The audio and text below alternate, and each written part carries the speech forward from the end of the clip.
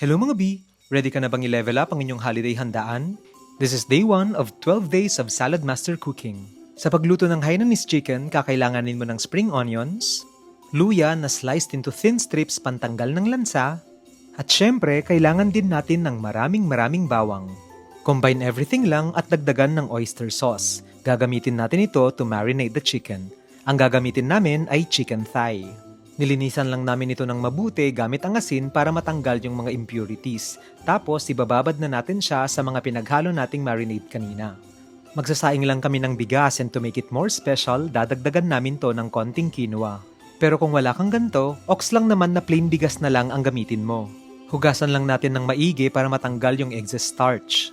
Itong Salad Master MP5 or multipurpose cookware pala ang gagamitin namin ngayon.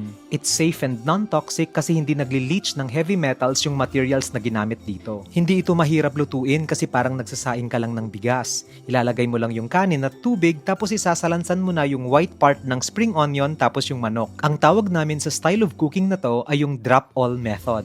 Napaka-convenient nito kasi isang lagayan na lang lahat ng ingredients. At dahil nga sa parang nagsasaing lang tayo ng bigas, isiset lang natin ito sa rice too.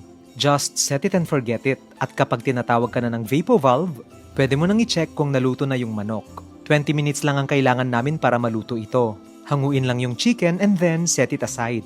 At this point, yung juices ng manok ay humalo na din sa kanin kaya sobrang linamnam na nito. Ilalagay mo lang yung green part ng spring onions and then halu-haluin lang. Lulutuin natin ito gamit ang residual heat galing sa MP5. Pag titanium kasi yung gamit mong lutuan, matagal bago lumamig ang pagkain. Try nyo na din ang Hainanese chicken.